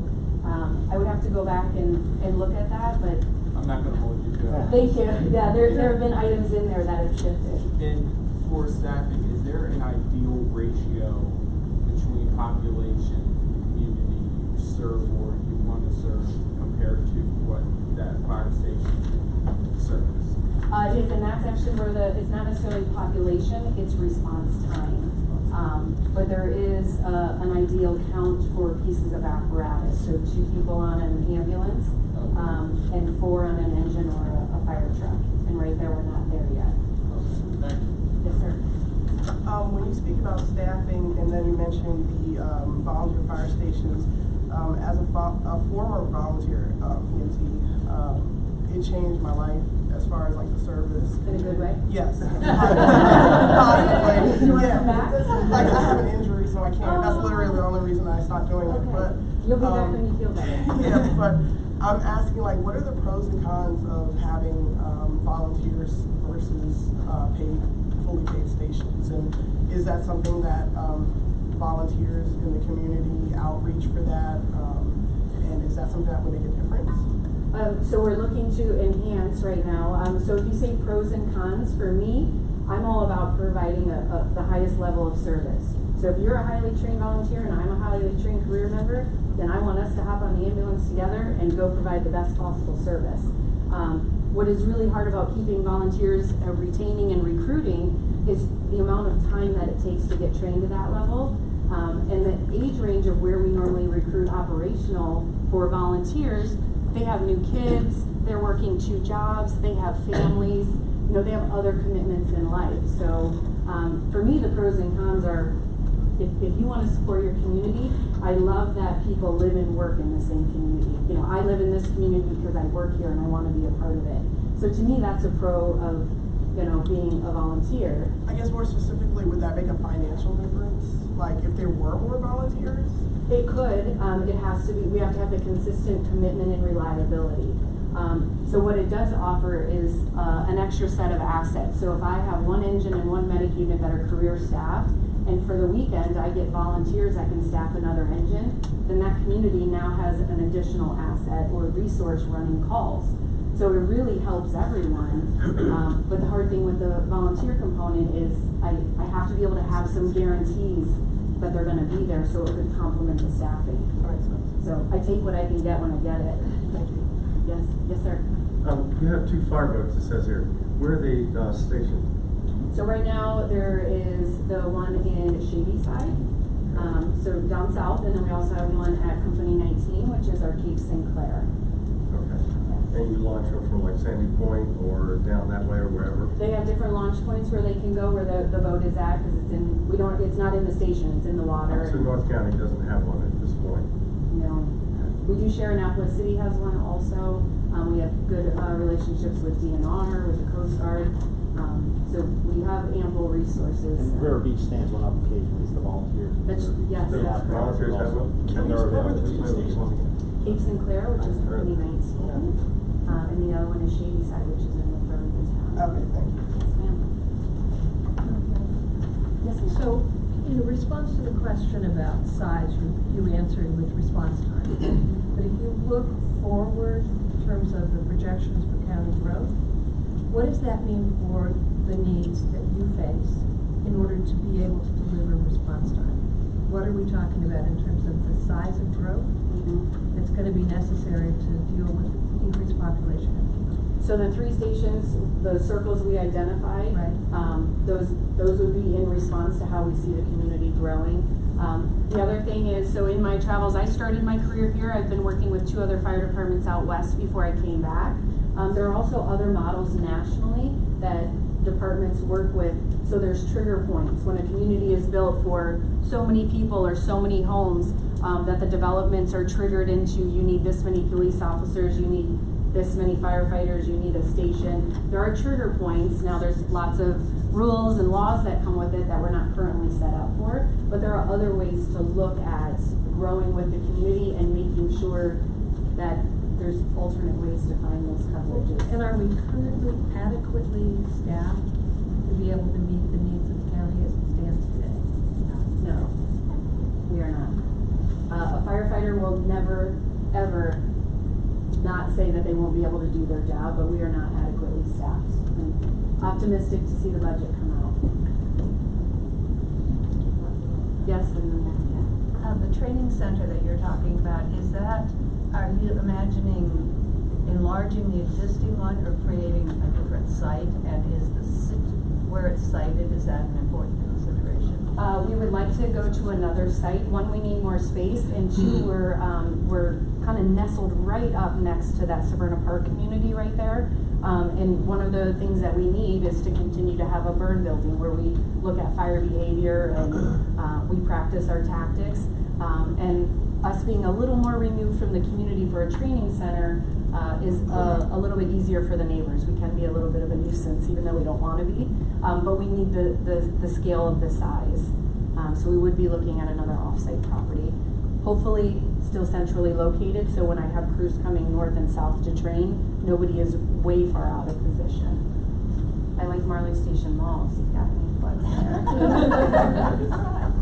Yes, ma'am. So the question of renovations, I'm pretty sure, but is it the South Glen one also being remodeled? Yes, that's our Station 26 over on Crane Highway. Okay, It is right now. Yeah, question with that. So how was the renovation? How does that like affect what station helps that area while that's under renovation? So right now that crew is at our other Glen Burnie station, which is the Company 33. So we're currently doubled up in that house. So we slightly adjust for how the calls come out, working with our CAD system, which is how we dispatch calls. And for the most part, it doesn't really change. That area is so busy, they very rarely get back to the house and kind of get settled in. So they're somewhat moving. We also have what we call as AVL, which is the automated vehicle locator. So our CAD system sees all the vehicles everywhere in the county, and no matter who it is, they pull whoever is closest to the call. So it doesn't always have to be that station. Yeah, and does that affect the response time for the ambulances in the area, or? Currently, it does not. They're doing a great job of covering. Yes, ma'am. And trigger points, is that something that's being talked about as part of the comprehensive planning, like when developers apply for permits, is that sort of being worked in? It's a new concept. It's not a new concept for me. It's going to be a new concept for. Okay. Yes, it's, like we talked about alternative ways to do fire safety. I like to think outside the box. What's the best way to do what we can for those we love to serve? So, I'm gonna try something new, right? Yes. So the county charges impact fees to developers for things like roads, bridges, education, that kind of thing. I like where you're going. So does the fire department get any of that impact fee money? Because they definitely There's a public safety. It's a public safety, but it's not a money for an FTE for a person or a piece of apparatus. It's capital. It has to be. Just because the response time and the increased population in this county and the roads are so packed with traffic, I don't know how anybody can get by. We're The looking numbers at of hovercrafts, accidents have yeah. increased. We've got an aging population and they're, I see it all the time, where our ambulances are having to respond to medical emergencies all the time. So, I think that's something that we should definitely be looking at in terms of making sure that money is earmarked for fire services. Yeah, and that's why, I'm not opposed to having those conversations to say, we love this community, we want it to grow with our developers. We also love to be integrated in the community. Exactly. So let's say we can make that work, a fire station with a community room, we'd like to know our neighbors and not on the worst day. We like to just know them when we're out back grilling. So that type of thing. Yes, sir. Speak as I think I'm supposed to on behalf of all developers. But also. Are you gonna buy me a fire station? Actually, I wanted to talk about that. Start with the question about you don't have adequate resources. It sounds like that was primarily a staffing issue. Just clarify that. Or is it that you don't have enough buildings? No, the question that Kate asked was, do we have enough staffing right now? And we do not. You do not have staffing, but. Correct. Okay. So with that, anytime we enhance and build new stations, we need the apparatus and the people to go in them. So that's how that conversation got connected. I want to talk about ways that developers and we can all work together. Yes. So the one thought is, it doesn't make sense for the next guy that builds a house or that moves in here, pays for every new facility. It serves everybody. It doesn't make sense to put it on the next house, because it could be your house. But there are the observation that I've got is that almost all of your buildings are one story. And they're in excellent locations, right? So there's a great opportunity in these fantastic locations for somebody to build you a new facility that's state of the art and put something above it, right? And I think that is a much more even-handed, everybody Residential, wins. commercial partnership. Yeah.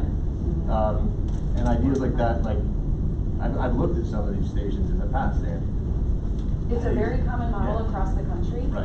I've worked in departments that have that model, and it's great for businesses. Some people want to integrate residential, that never goes well because we're a 24-hour service. Correct. I want to ask you just quickly about that. Yes. So the reason it's not great for residential, everybody is used to having fires go back and forth on the road. That's not that big a deal. It's turning the sirens on as you're pulling out of the building that the residents are going to be like, again, because it's every night. So the question is, if you had a light, could it be a policy to turn the sirens on after you get past the light? And that would make it actually a perfectly pleasant partnership, right? And that would overcome that. Again, by the way, thank you. Sure. No, what you guys do is awesome. So I don't. And we actually deal with that in a lot of different communities for different reasons. For us, it would be at what point, like how far are we from the road? How heavily trafficked is the road? Because anytime we engage with traffic, we're having it on. We go through communities that we know they have horses or animals, we turn it off. I mean, the firefighters know their neighborhoods really well. At 3 a.m. and you're in a residential street, sometimes, if they turn it off, they don't need to wake everybody up. The light switch would do that. Yeah. It is the lights, I know, and some of those were mandated, if you have your lights on, having your siren on, there's some laws that we follow there. You've got a station in Jessup that I've seen you pulling out of many times. You trigger a light that stops the traffic. Correct. You pull out, you turn your lights on, but it's not glaring, it's not, right, because you stop the traffic, you have this to get out efficiently, you're good. And so my point is that if we had that kind of thing, the partnership with development is a great idea. I'm always in for that conversation, absolutely. So that, I could to me, hear that it model down works a the whole lot road. better than imposing costs on every developer there. Yeah. Right? Thank you, Dan. We appreciate it. Thank you so much. And we will see you again at some point. Sounds like it, yes, we're gonna be back. Thank you very much. So, thank you. So, Jolene is going to fill us in from the police department. We have a copy of his presentation.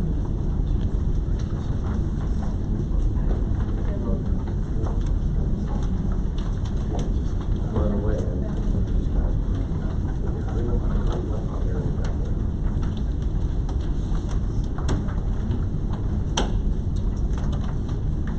Hello.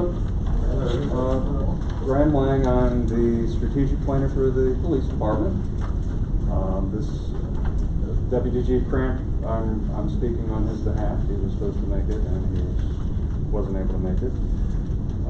I went through the last public safety background report and looked at some of the points that it made in the opening summary, and from that I generated the PowerPoint that you have today.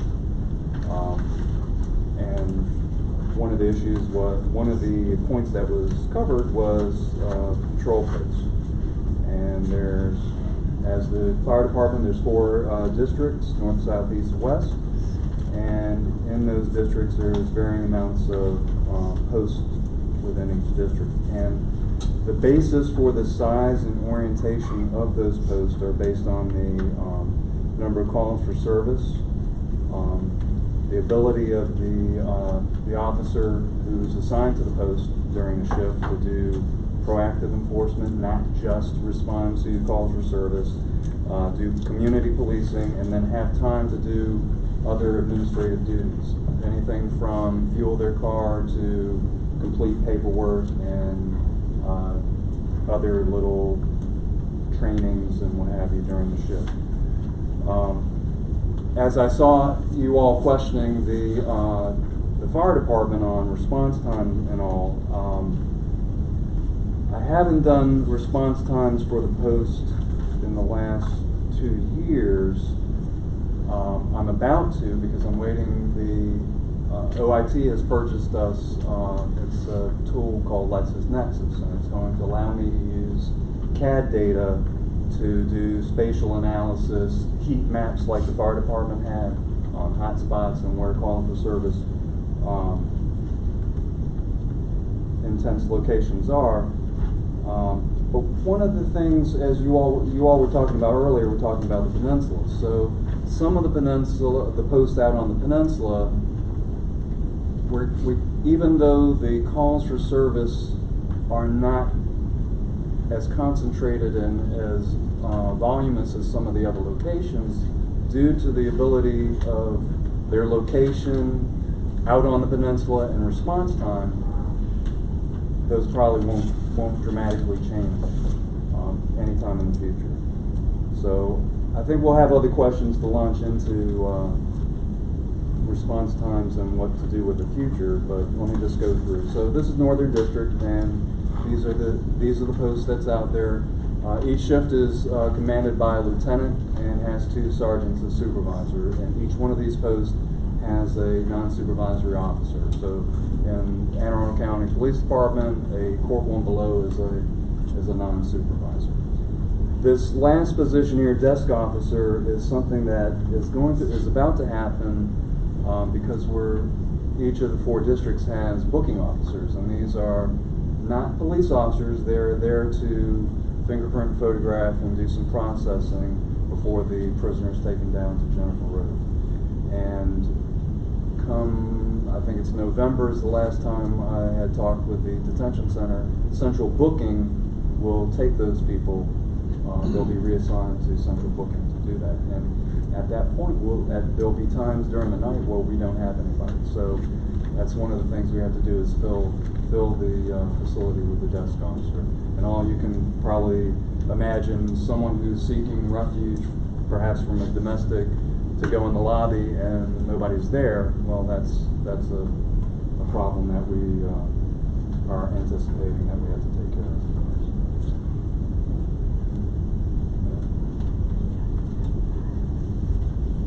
Sorry, not much more follow-up to tell you about these, but these are the maps, and you have a copy of them in your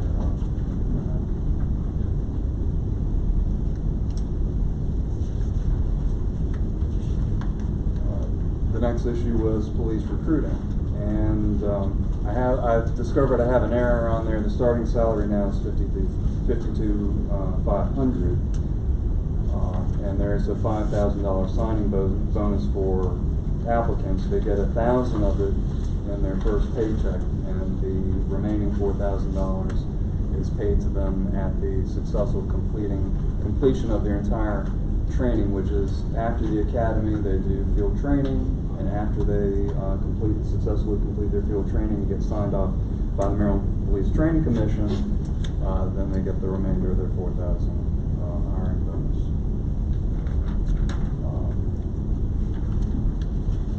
The goals that personnel section has is to fill all of the positions that we have, and there'll be a section on the last couple pages that will show you what our staffing is today and where it needs to be.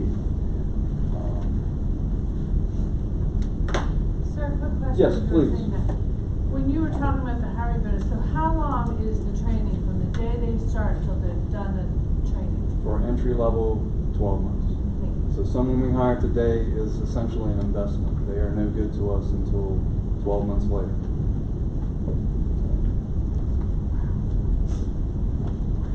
And they do get a salary while they're Yes. They're employee when they start. And what is the current retention rate of people who make it all the way through? Start. I don't have a current analysis. When I first started, I did look at that,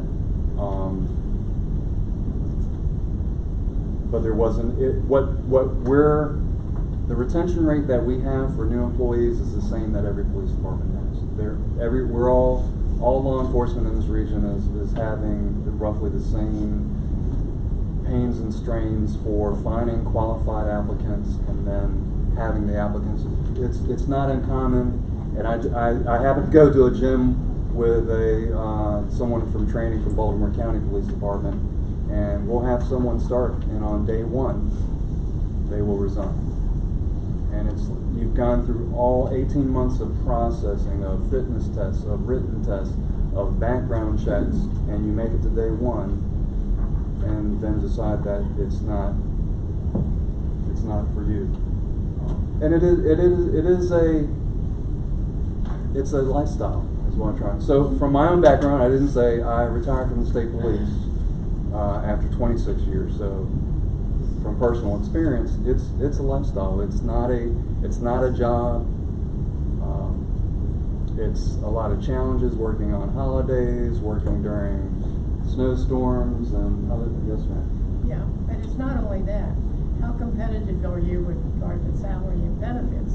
Because you can have a percentage of your people go through the training and then they transfer, they go to another police department. How high is that percentage in terms of other police units around the state? So, And you have a high percentage of train and leave. they don't tell us why they're leaving? Well, but you When they certainly resign. know when they go on to another police department. I don't have a figure for you. Yeah, but you do have a salary and benefits figure, and so my next question is how competitive Right. is this county with others? It's close, and I do have a chart that I produced for the chief, which compares the other ones so that he can argue with the county executive to get pay increases so that we can be more Well, market. if you sent us a piece of information, Right. that would be important to us because it has to do with strength. Anyway, after you finish, I have Yeah, one go ahead. question. Sure. All right. And this is only a small sampling of some of the events that the recruiting section currently does. As I think would be of interest to you all is this is our infrastructure projects that we have either proposed or the police academy is close to the finish of the renovation of it. And we did consider the fire department coming down with us, but they had other needs and there wasn't enough water for them to operate, is my understanding. So we ended up going it alone. Police Academy is almost done. The Criminal Investigation Division is being relocated from the Crownsville grounds to down the street from police headquarters. It's a former Northrop Grumman, Lockheed Martin secure facility, which has a backup generator and a lot of stuff that made it just very, very cost savings for us to relocate them there. We eventually, fire and police want to try to consolidate our communication center to have a joint 911 center. One of the last facilities to do it was Harford County consolidated theirs. It's not just an infrastructure consideration, it's also a cross-training consideration, and the union agreements. There's a lot of mechanics and moving parts to get that to happen. Eventually, with the development of the county, all the posts that we have will ultimately have to split as the county develops commercially and residentially. We'll have to have more officers, which will require us to have reasonable response times. Yes, ma'am. Do you have these on a map? See? No, ma'am. What you meant? We don't know where a lot of these facilities would be. Central District would certainly be in the Millersville area, and would essentially absorb the zone around the center to give the districts lesser of an area to be responsible for.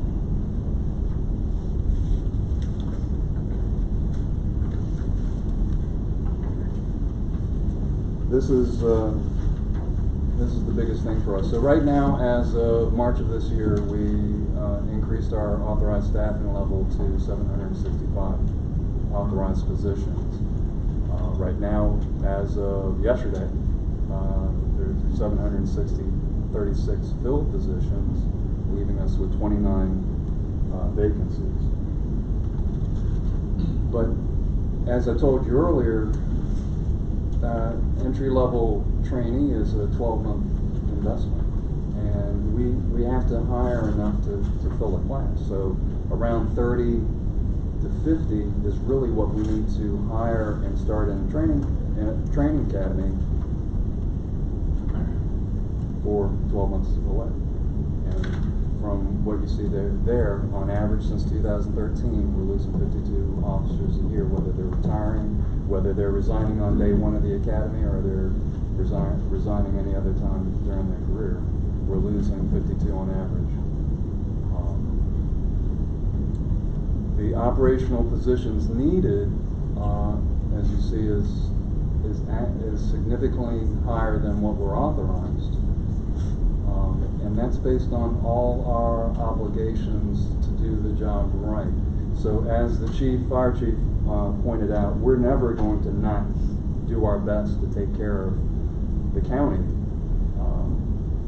but we don't have enough staff to do it on straight time. So we're paying a lot of officers overtime to man them all, to fill vacancies when someone calls in sick, because we don't have the ability to have extra staffing to absorb that person who isn't 100% operational to come in and do work.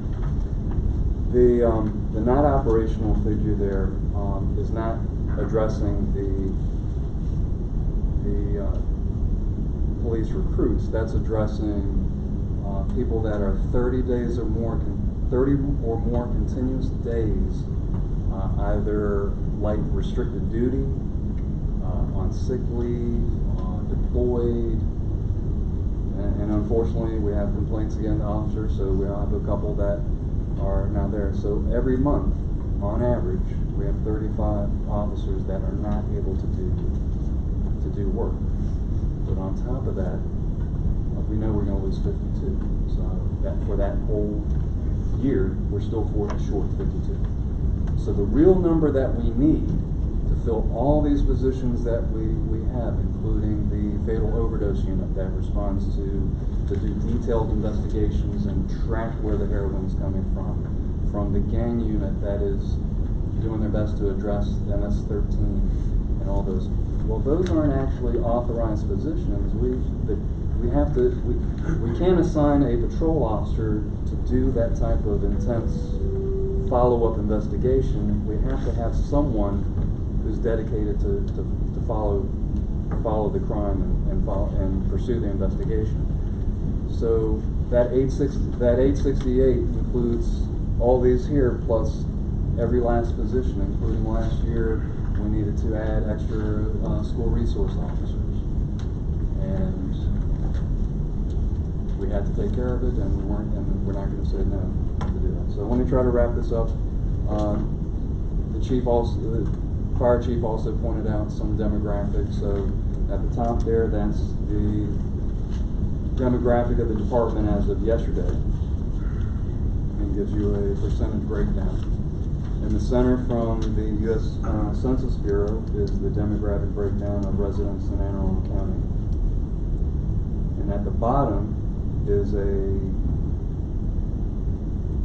the difference between the census and what the department is. So using an academic mindset that we want to be exceptional students, if we're going to use academics to pursue it, we want to be a grade A. We want to be a 90% or better. So that is, as long as if we can show that we're less than 10% variance from what the county population is, then we're doing well.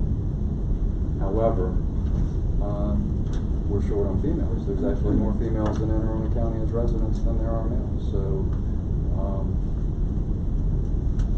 our goal is to push that is to now push that number forward. And as of last night, recruiting with numerous female officers went to a women's recruiting event to market towards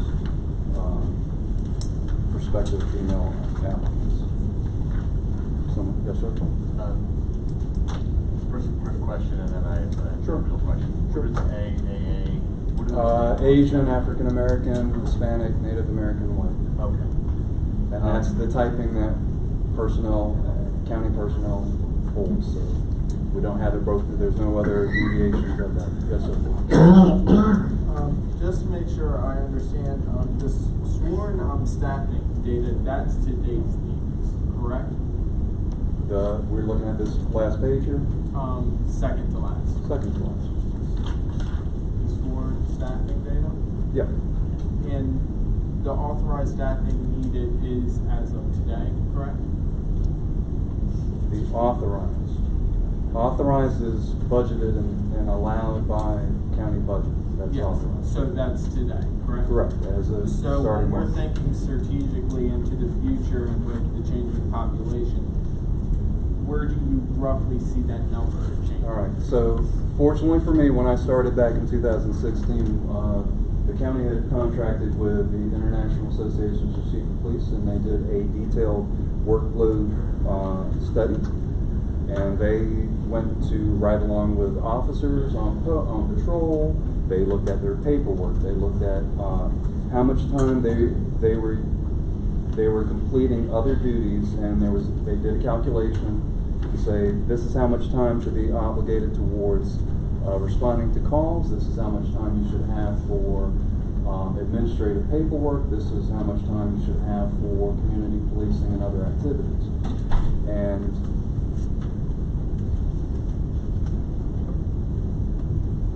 the number they gave us for operational that year, if I have my memory correct, was 724 in 2015. So that was based on 2015 data.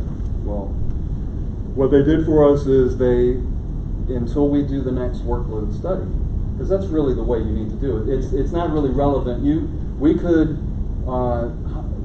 build a whole bunch of 55 and over developments, and 55 and over people generally are not going to be giving the police a lot of extra work to do.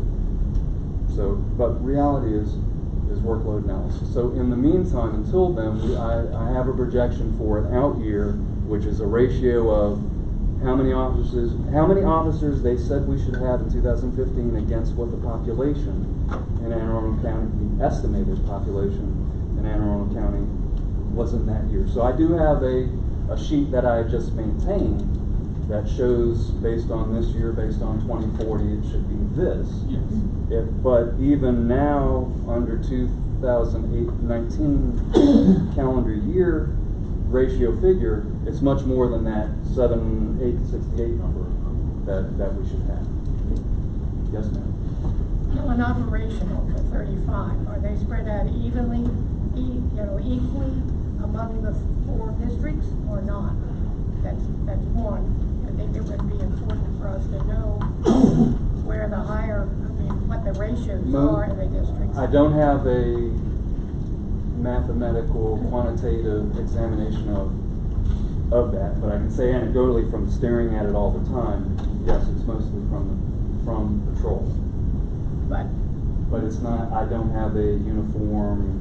Yeah, say whether it's five in the northern for there, district, the 1 for southern that. district, et cetera, Right. represented. But we're gonna. But the chief and his staff are gonna relocate the available staffing to get the job done the best they can. Well, I understand that, but that's not the issue. The issue is there a difference between the 4 districts, both in terms of non-operational staff, which is higher or lower, as well as those positions you go through your training and you quit or you transfer? Are there particular districts that are different, or are they all different? From my experience of staring at it for the last 3 years. Because that could be of interest as we go through a whole bunch of other stuff. My other question, though, is related to collaboration with other police jurisdictions, the federal, the state, the city, etc. Do representatives meet regularly to look at what all units are doing so that you can see where there can be better coordination, collaboration, sharing, etc.? So on the issue of crime fighters, I can tell you that the Criminal Investigation Division, they will meet with the surrounding jurisdictions to do updates and summaries and share information on training crimes, because criminals don't look at a county border to confine their activity, and they go wherever it's convenient and easy for them to go. So they do share information on that. On the drug side of it, they share even a larger side, and the state police. But is that involved. Sharing done person to person in a gathering, a meeting, to the left hand and the right hand? Yes, they do meet. So I don't actively follow those. When my first year of coming, the police department is significantly different than the operations state police. So for me, I needed to understand. I need to kind of get a rough understanding of the mechanics of how they operate differently than the state police do. And I can tell you as an outsider that this is one of the best county police departments that I know of. It's actually so good that the International Association of Chief Police had separated it, and I can't remember. There's another police department in the Western United States that were used to showcase community policing, and actually community policing. And actually, for me, it was a little bit of cultural change, because the mission of the police department is to fight and drive down crime in partnership with the community. And state police doesn't necessarily operate that way. Because we don't, like here in Anne Arundel County, we don't really say, I say we, so you have to, we, the county police, we, the state police, we don't really have a community. We're on the interstate. There's really no community. We're not driving in the neighborhoods and addressing crime that way. But I will tell you from what they taught us in the police academy is that 70% of all arrests are made off of traffic stops. Or made off. Traffic stops. So everybody, it serves a purpose. There's a benefit to have state police, but there's absolutely a benefit to So we're all going to be very careful driving home tonight. Thank you, sir. We appreciate it. Thank you very, very much. You have the information there. If you need to follow up with Mr. Lang, he can help you. It is just Graham.line at aacounty.org. And information is available to you. So we appreciate that. Thank you, sir. We're going to keep going. We have a few minutes left. Mr. Hager? All right. Yes, ma'am. Or Ms. Carrier? Please go ahead. Who's going to catch up? So a couple things. Hopefully everybody has signed in and you have given the preference of how you want to receive your information. Your bio, 4 to 6 sentences, please, is due. Make sure that you give that to Ms. Carrier, and it'll be public information, so make sure that it's going to be online, that everything is great. And I will turn it over to her to finish the logistics. Yeah, before you, I know you wanted to introduce yourselves, if you didn't all have that chance on Saturday, but heard a lot of really good questions, and I thank you for being active participants, and that's one of your roles. That's really great. I do want to just kind of remind you, if you're there on Saturday, you saw the different phases that I went over, the plan development phase, where we are today, that's what we're doing right now, and that'll continue on over the next couple of months. The departments that are coming in are giving you presentations based on the background reports that we gave you that are in the big notebook. And in those reports, for example, tonight, I'm not sure all of you are relating the two together, but for example, the police and the fire and emergency management, those are all from the public safety report. And some of you that were on the committee that was appointed before kind of know this, but I just want to reiterate. As the departments come in, what they've done in those reports are given you existing conditions, and they've also identified concerns and future needs, but those are based on our land use pattern today, how we're growing based on the 2009 General Development Plan. So it's a little difficult to ask them future, because their future is based on what we have today. So as we go out into the communities and we start hearing about what we want to look like in 20 years, it may or may not be the same as what we have today in the plan, in the 2009 land use plan. So we will respond to that. I mean, if we shift population, that'll shift. That's you also have to keep in mind that will have an impact on all of the county facilities, whether it's police, fire, senior centers, schools, etc., roads. So that's why it's important just to see where we are today, what we're dealing with, and then as we look forward as a population, what we want to look like. Then they'll come back and help us with how to get there and what the implications are of that. The other thing I just want to announce real quick, right before 5 o'clock, I got the word that the executive's office gave us the green light to go ahead with the schedule that was set up with the community meetings. So I'm going to be putting that out tomorrow to you. But just Jessup, you are first, April 29th. So if you could help get the word out to the communities, and I think Brooklyn Park is May 2nd.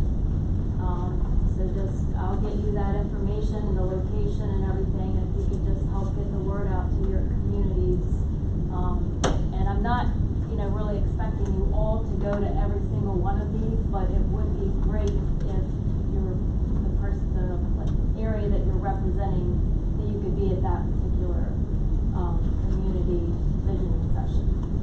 And that will be on the website tomorrow? I'm gonna email it to Oh, you all, and then we're gonna post it on the website.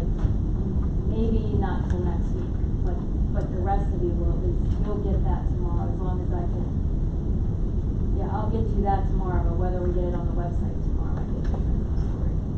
I have a quick question about the process. When we talk about more about where we want to be or where we're going as a county, when then can we use more of that futuristic data to see, well, this is going to be the staffing trends for, let's just say, for the next 10 years? Like, how can we get a good gauge of that? Because although we can't definitely know, but I think it will help us to see between now and then, how will that help shape our future? You mean the population? Yes. It'll be closer to the end, Okay. where, we've contracted with, a consultant to do a land use market analysis. And not only tell supply and demand and forecast, population and housing and needs based on what they're seeing as trends, in our region. They've also done a little bit of history, from like a development pattern. They've done they're showing, age of housing stock, and there's a whole lot of other, information in this report that I think will be useful to use, but that'll be closer to the end. They're not quite finished with the report. No, that's perfect. Thank you. That's all I have for update right now.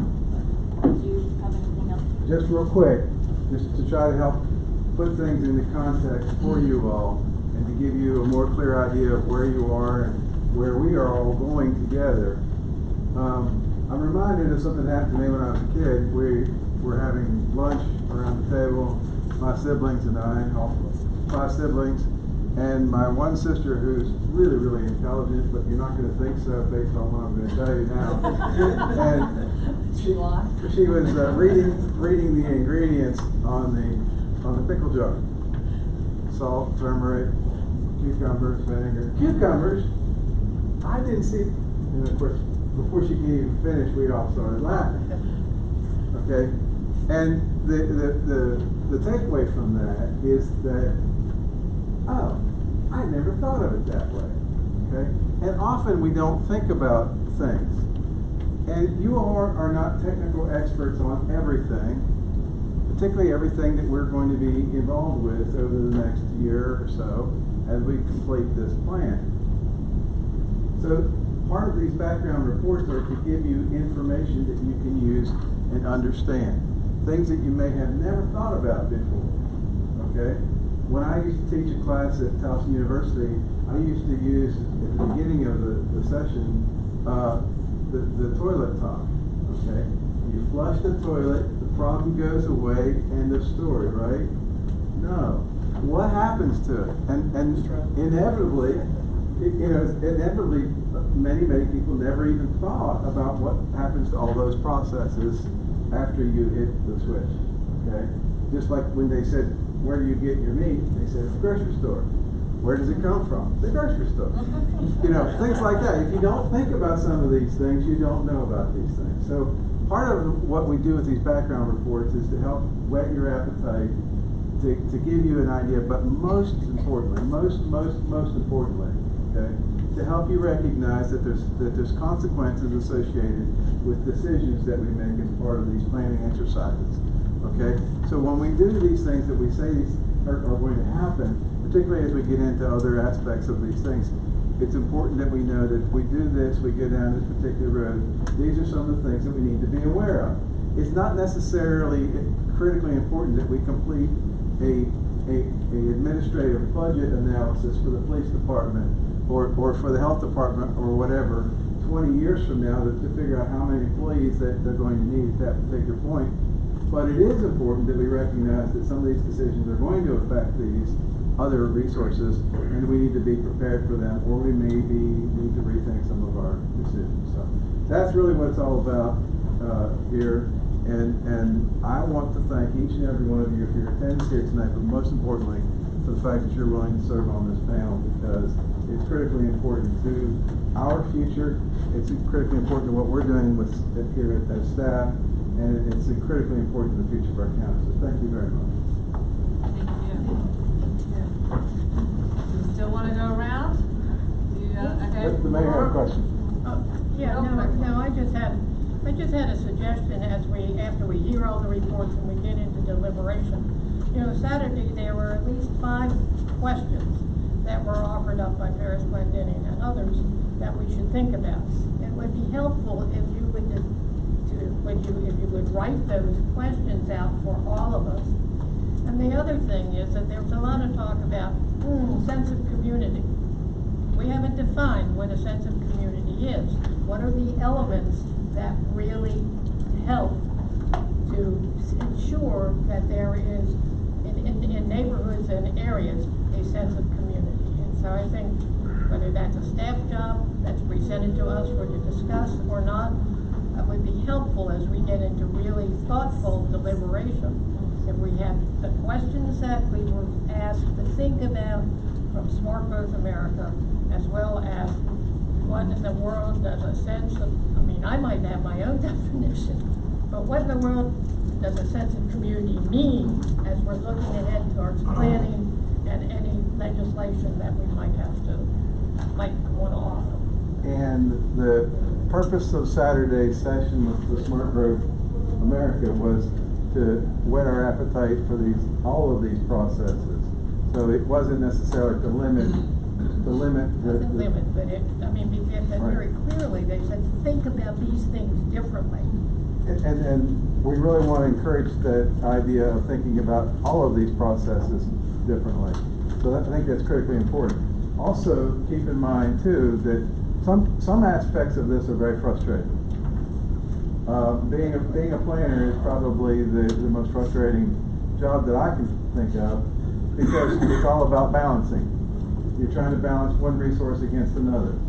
And everything that you do has a consequence somewhere else. It's like squeezing a balloon and watching it pop out somewhere else. So nothing occurs in a vacuum, and everything has at least an equal and sometimes opposite reaction. So we ought to put that in somebody's physics law. But one of the things that's going to be frustrating to you all is as we continue to develop this general development plan, there's going to be a desire for you to get into some of these things with a degree of specificity that our process doesn't allow us to do. Don't get frustrated, because we're going to get there. We are going to be doing small area planning, regional planning, community planning, okay, immediately upon adoption of the general development plan. So think macro, think micro. Anything that we don't get into to the degree that you want to as part of the development of our countywide comprehensive plan, there's going to be an opportunity to do as we begin to exercise the smaller level of micro planning that's going to follow this plan. So there's going to be plenty of opportunity to do that. As we do that, some of the individual visioning exercises actually become easier, and reaching consensus and reaching agreement on different things becomes easier too. So we want to keep in mind some of those things, and as was suggested, we need to bring back those 5 questions and ask them throughout these various times, throughout these processes. For those of us who were not able to make it Saturday, I'm sorry, I had plans long ago. Is it possible to get the materials that were used for presentations? It's online. Okay, I haven't seen that. Okay. So this ties in a little bit with that. There were some really excellent small group conversations that ended up on the walls with votes and prioritization, with not a lot of time to process what that was. I'm hoping that a synthesis of that will come back to this group. Yeah, we're doing that. As well as a synthesis of what comes out of the small area discussions that you're setting up, so that we'll get moved back. There'll be summaries. There'll be a summary of Saturday. We've done that. We're debriefing with with SGA on Monday. So, you know, we can talk about it, make sure we're both on the same page with what we saw, etc. And then that'll be given to you and on our web. Everything we do ends up on our web, on our Plan 2040 page. Each vision, all the 17 community meetings that we'll have will be summarized and available as well.